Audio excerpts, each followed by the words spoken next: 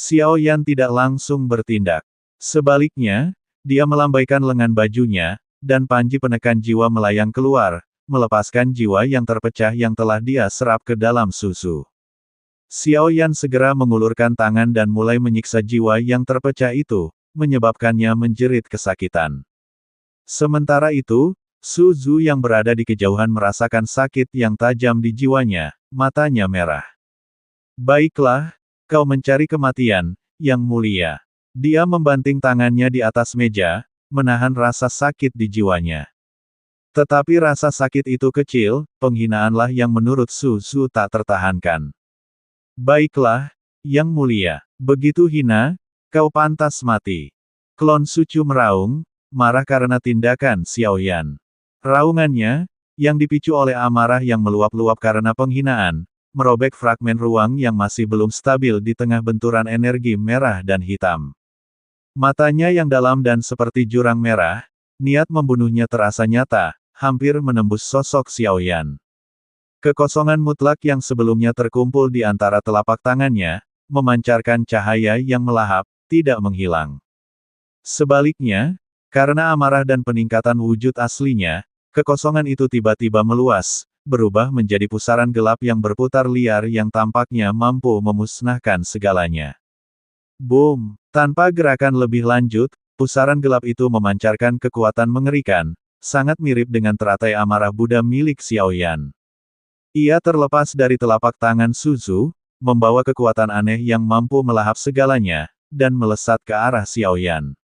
Kemanapun ia lewat, kegelapan tampak tersedot masuk, meninggalkan jejak kekosongan yang mengejutkan, bahkan suara dan cahaya pun ditelan. Merasakan serangan seperti itu, Xiao Yan sedikit mengerutkan kening. Dia tidak terburu-buru menyerang, karena pada saat ini, dia merasakan sesuatu yang aneh, bahkan setelah berhasil mengendalikan api kepunahan. Rasa krisis sedikit mereda, tetapi tidak sepenuhnya hilang. Namun, saat mereka berbenturan, aura berbahaya terpancar darinya. Fluktuasi itu bukan berasal dari avatar ilusi ini. Jantung Xiao Yan berdebar kencang.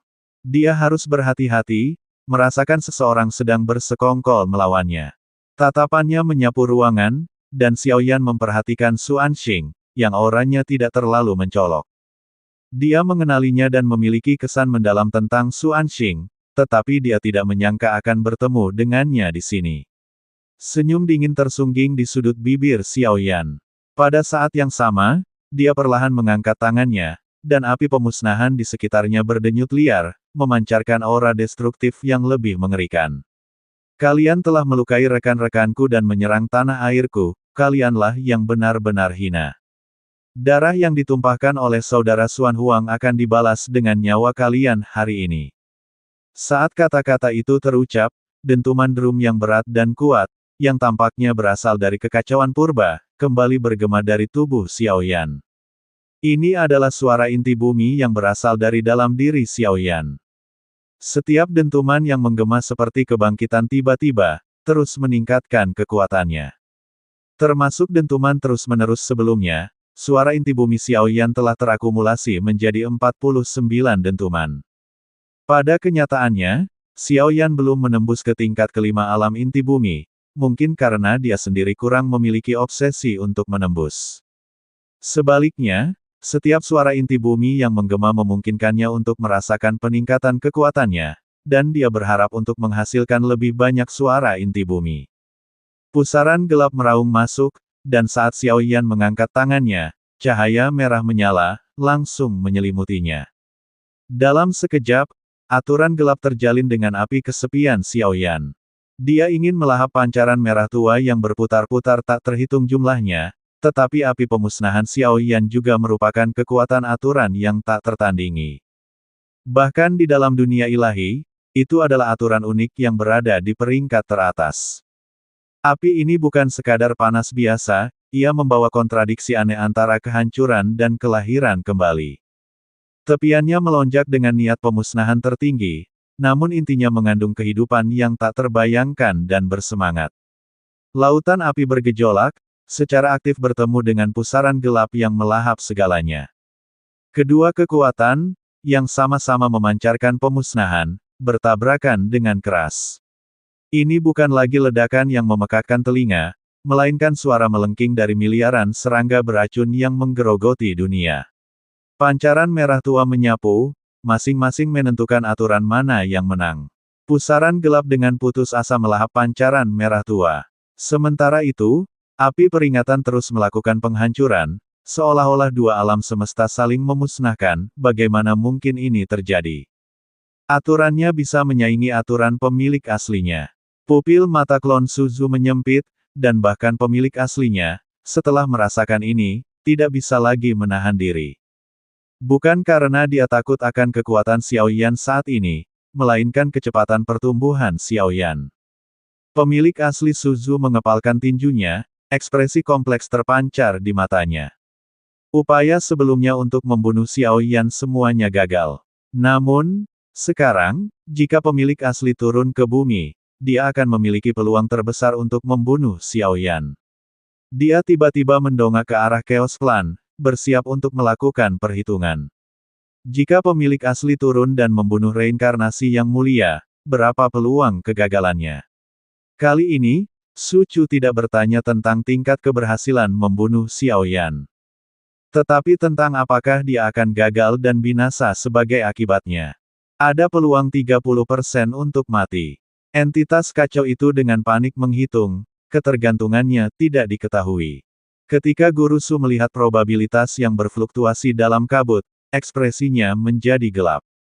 30%. Ini adalah sesuatu yang tidak diharapkan Guru Su. Ekspresi kebingungan melintas di wajahnya. Dia tidak mengerti bagaimana Xiaoyan, dengan kekuatannya saat ini, bisa memiliki peluang 30%.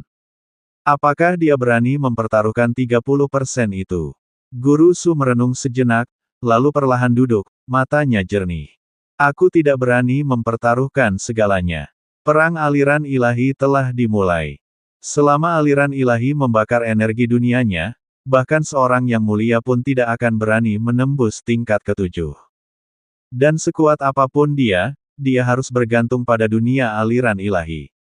Menyerang dan menyebabkan kekacauan di aliran ilahi akan berdampak besar. Aku sama sekali tidak bisa meninggalkan sisiku dengan mudah. Aku harus tetap tenang dan tidak goyah sedikit pun.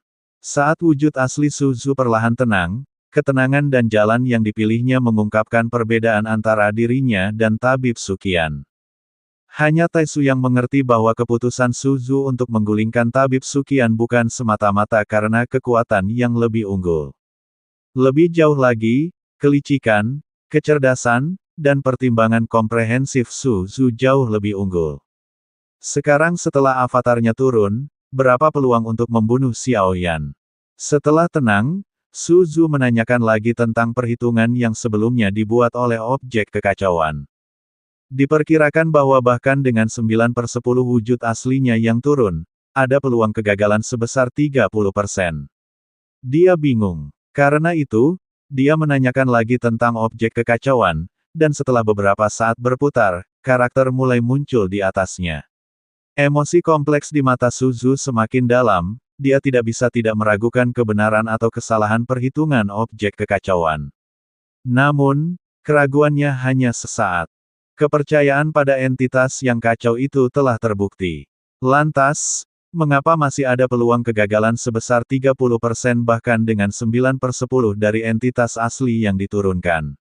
Mengapa ini begitu aneh? Mungkinkah variabelnya bukan terletak pada klonnya?